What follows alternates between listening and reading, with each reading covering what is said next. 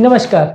आज हम डिस्कस करेंगे सर दर्द कितने तरीके का होता है और उसके टाइप्स को जानने की इम्पोर्टेंस क्यों है। क्योंकि ज़्यादातर लोगों को लगता है कि सर दर्द में किसी भी तरीके का हो क्या फ़र्क पड़ता है, अगर पेन किलर्स हमने ले लिया या दर्द एक बार चला गया तो उसके कारणों को जान के या उसके टाइप्स को समझ के हम क्या करेंगे।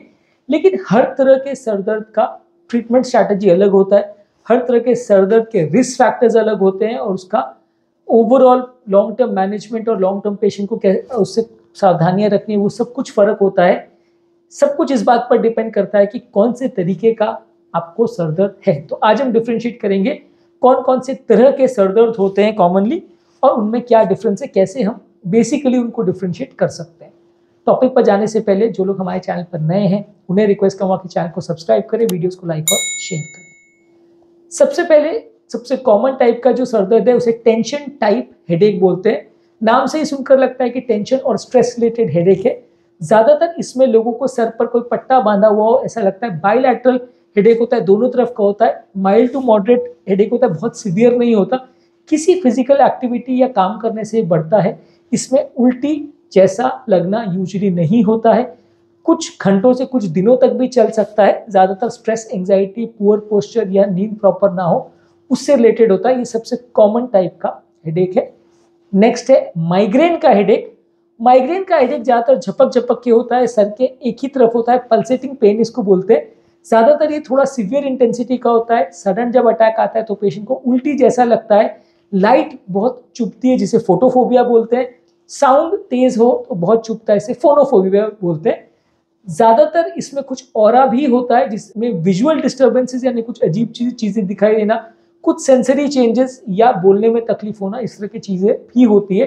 इसको माइग्रेन विद ऑरा बोलते हैं। ये ज़्यादातर कुछ घंटे चलता है, रेयर केस में कुछ दिन तक भी चल सकता है। ज़्यादातर कोई hormonal changes, bright light, stress, strong smell, ये सब चीज़ों से ट्रिगर होता है। इसके अलावा नेक्स्ट होता है क्लस्टर हेडेक। क्लस्टर हेडेक में सिवियर पेन होगा आंखों के आसपास, जिसमें बहुत तेज जलन होगी, चुभन होगी और कोई चुभ रहा है या जल रहा है ऐसा सेंसेशन आपको होगा। ज़्यादातर आंख पूरी तरह लाल हो जाती है, इस पे पूरा स्वेटिंग हो जाता है, नाक में कंजेशन हो जाता है। ज़्यादातर ये बहुत सीवियर पेन होता है और 15 मिनट से 3 घंटे तक चलता है। ज़्यादातर ये अल्कोहल से, कुछ स्पेसिफिक खाद्य पदार्थों से और स्मोकिंग से ट्रिगर होता है। इसके अलावा साइनस हेडेक होता है जो कि साइनसाइटिस वाले पेशेंट्स को ज़्यादा होता है। इसमें लोगों को आगे के सर पर यानी फोरहेड वाला जो ये पोर्शन है यहाँ पे पेन और प्रेशर का सेंसेशन होगा, गाल पर और आंखों पर भी प्रेशर का सेंसेशन होगा। ज़्यादातर इसमें चेहरा लाल हो जाएगा, नाक बहने लगेगी, नेजल कंजेशन होगा। ज़्यादातर साइनसाइटिस या साइनस इन्फेक्शन के साथ एसोसिएटेड होता है। ऑफिस टाइमिंग्स पे ज़्यादा होता है इसलिए इसको ऑफिस हेडेक बोलते हैं। पोस्चर चेंज करने पर या सर का मूवमेंट करने पर इसकी पोजीशंस कम ज़्यादा हो सकती है। ये इस वजह से होता है कि साइनस में जो सिक्रीशंस वो बहुत भर जाते हैं और वो निकल नहीं पाते, तो अलग अलग पोस्चर में उनका ड्रेनेज इफेक्ट होता है, इसलिए ये अलग अलग पोजीशन में कम ज़्यादा होता है। ट्रू साइनस हेडेक यानी जो एक्चुअल साइनस हेडेक है वो कंपेरेटिवली उतना कॉमन नहीं है जितना लोगों को लगता है। लोगों को लगता है कि साइनस में हर बात में इन्फेक्शन हो जाएगा और जब भी खांसी जुकाम है उसके बाद सर दर्द हो रहा है तो साइनस का ही दर्द है, ऐसा ज़रूरी नहीं है। साइनस में बहुत ज़्यादा सिक्रीशन भर जाते हैं तो ही ये होता है। और एक्चुअल में अगर टेंशन टाइप हेडेक या स्ट्रेस हेडेक से हम कंपेयर करें, माइग्रेन से कंपेयर करें, तो ये उतना कॉमन नहीं है जितना कि लोग मानते हैं। नेक्स्ट है रिबाउंड हेडेक। इसका मतलब ये है कि पेन किलर जब अगर कोई बहुत ज़्यादा ले लेता है तो जैसे ही पेन किलर का इफेक्ट चला जाता है, बहुत ज़्यादा जो यूज़ करते हैं उनको ये होता है, इफेक्ट मेडिसिन का जाने के बाद उनको पेन होता है जो कि लंबे समय तक चलता है, वापस से उनको पेन किलर खानी पड़ती है। इसको रिबाउंड हेडेक या मेडिकेशन ओवर यूज हेडेक बोलते हैं।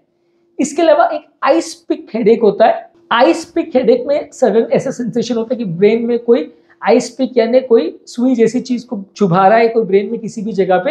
ये ज्यादातर सर के किसी भी भाग में हो सकता है, कोई स्पेसिफिक ट्रिगर फैक्टर इसमें नहीं होता है। एक होता है थंडर क्लैप हेडेक। ये ज्यादातर पीक इंटेंसिटी कुछ सेकेंड्स में ही रीच हो जाता है, बहुत सडनली आता है, बहुत सीवियर पेन होता है और ज्यादातर ये कोई सीरियस बीमारियां जैसे सब ब्रेन में कोई ब्लीडिंग हो जाए, जैसे सबरेक्नॉइड हेमरेज हो जाए या ब्रेन में कोई वैसोकंस्ट्रिक्शन हो जाए, नली बहुत सिकुड़ जाए सडनली, तो इस तरह की सीरियस बीमारियों में होता है, बहुत सडन और तेज पेन होता है। और अगर ऐसा किसी को हो रहा है तो डेफिनेटली उसको जांच करवाने की ज़रूरत है। इसके अलावा ब्रेन ट्यूमर्स वगैरह से रिलेटेड भी हेडेक हो सकता है, जो कि ज्यादातर धीरे धीरे करके बढ़ने वाला पेन होता है, कंटिन्यूस एक साइड में ज्यादातर होता है, और साथ में पेन को प्रेशर के सिम्टम्स जैसे नोजिया, वॉमिटिंग वगैरह होता है, और कोई जगह का हाथ पांव कमजोर होना या न्यूरोलॉजिकल फीचर्स ज्यादातर इसके साथ देखने को मिलते हैं। तो ये ब्रेन ट्यूमर के हेडेक की फीचर्स है। बाकी हेडेक जैसा ही होता है, लेकिन अगर मिर्गी साथ में आ रही है या न्यूरोलॉजिकल फीचर्स आ रहे हैं तो डेफिनेटली आपको उसको चेकअप करना पड़ेगा, इवैल्यूएट करना पड़ेगा। एक होता है हेमिक्रेनिया कंटिन्यूआ। इसमें ब्रेन की एक साइड में ही कंटिन्यूस पेन होता रहेगा, जिसमें बीच बीच में ये बहुत ज्यादा बढ़ जाएगा। ज्यादातर कुछ स्वेटिंग या घबराहट होना, नोजिया, वॉमिटिंग जैसे इसमें ऑटोनॉमिक सिम्टम्स वगैरह होते हैं, पसीना वगैरह ज्यादा आता है। ज्यादातर ये रेयर हेडेक है, लेकिन इंडोमेथैसिन करके एक मेडिसिन है, उसको ये एक्सेप्शनली बहुत अच्छा रिस्पॉन्ड करता है। इसका इंडोमेथैसिन मेडिसिन से ट्रीटमेंट किया जा सकता है। एक साइड में यूनिलैटरल हेडेक होता है, सीवियर हेडेक होता है, बीच बीच में बढ़ता घटता रहता है। इसके अलावा कुछ एक्सर्शनल हेडेक, कफ हेडेक, सेक्सुअल हेडेक ऐसे भी होते हैं। एक्सर्शनल हेडेक का बेसिकली मतलब है कि कोई पर्टिकुलर फिजिकल एक्टिविटी या बहुत हेवी एक्सरसाइज वगैरह करने के बाद होता है। ज्यादातर ये पल्सेटिंग हेडेक होता है, एक्सर्शन करने के बाद होता है, कुछ घंटे तक चलता है। जब हम बहुत मेहनत का या फिजिकल काम कर लेते हैं तो होता है। एक कफ रिलेटेड हेडेक होता है, जब बहुत ज्यादा खांसी, छींक वगैरह आती है या ब्रेन पर बहुत ज्यादा खांसी वगैरह स्ट्रेन होता है, तो इस टाइम पे भी पेन होता है। ज्यादातर कुछ मिनट से कुछ सेकेंड तक ये चलता है। इसके अलावा एक पोस्ट ट्रोमैटिक हेडेक होता है, जो कि किसी ब्रेन को अगर इंजरी हो जाए उसके बाद होता है। ज्यादातर ये टेंशन टाइप और माइग्रेन वाले हेडेक जैसा ही होता है, इंजरी के कुछ दिनों तक या कुछ महीने बाद तक भी हो सकता है। और जो ट्यूमर रिलेटेड हेडेक्स हैं या इन्फेक्शन रिलेटेड हेडेक्स हैं या वैस्कुलर रिलेटेड हेडेक्स हैं, लकवा रिलेटेड हेडेक्स हैं, इनको सेकेंडरी हेडेक्स की कैटेगरी में रखते हैं। इसमें बहुत सारे तरह के हेडेक्स हो सकते हैं, सबके फीचर्स अलग अलग हो सकते हैं। कैसा ट्यूमर है, कितना स्ट्रेस है, किस तरह का लकवा है, ये सब चीज़ों पे डिपेंड करता है कि इसमें किस तरह का हेडेक होगा। इसमें कोई फिक्स पैटर्न हो ऐसा कोई ज़रूरी नहीं। तो आज के टॉपिक में हमने विभिन्न तरह के हेडेक्स पर बात करी। सबसे कॉमन है टेंशन टाइप हेडेक, जो कि सर में पट्टे बांधे जैसा लगता है, कंटिन्यूस पेन होता है, बहुत कॉमन है और कई हफ्ते दिनों तक चल सकता है। माइग्रेन हेडेक है, जो कि एक तरफ झपक झपक के पेन होता है, कई घंटे तक चलता है, सीवियर पेन होता है, उल्टी होता है, ऑरा होता है, फोटोफोबिया, फोनोफोबिया होता है। इसके अलावा क्लस्टर हेडेक है, जो कि एक साइड आंख में सीवियर पेन होगा, आंख के चारों बहुत सूजन होगी, स्टफीनेस होगा और लाल हो जाएगी, कुछ घंटों तक चलेगा ज्यादातर। इसी तरह से थंडर क्लैप हेडेक, यानी कोई ब्रेन में ब्लीडिंग या क्लॉटिंग अगर सडनली हो जाए या वैसोस्पाज्म हो जाए, सडन सीवियर कुछ सेकंड्स के लिए पेन होगा और सीरियस कंडीशन की तरफ इंडिकेट करेगा। इसके अलावा एक्सर्शनल हेडेक होता है, कोई काम करने के बाद, खांसी के बाद हेडेक होता है, उसको कफ हेडेक बोलते हैं। सेक्सुअल हेडेक होता है जो सेक्सुअल एक्टिविटी के दौरान होता है।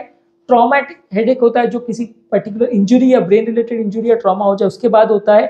ट्यूमर रिलेटेड हेडेक होता है, जो कि धीरे धीरे करके बढ़ने वाला हेडेक होता है, साथ में ब्रेन के लकवे वगैरह के फीचर्स हो सकते हैं, मिर्गी वगैरह हो सकती है, नोजिया, वॉमिटिंग होता है। और सेकेंडरी हेडेक होता है जो किसी ट्यूमर के रिस्पॉन्स में, इन्फेक्शन के रिस्पॉन्स में, कोई वैस्कुलर क्लॉट्स वगैरह उसके कारण से हो सकता है। जिस तरह का बीमारी है उससे रिलेटेड हेडेक हो सकता है। तो आज के टॉपिक में हमने हेडेक के टाइप्स पर बात करी। उम्मीद करूंगा कि आज के टॉपिक से आपको कुछ सीखने को मिला होगा। जो लोग हमारे चैनल पे नए हैं उन्हें रिक्वेस्ट करूंगा कि चैनल को सब्सक्राइब करें, वीडियोस को लाइक और शेयर करें।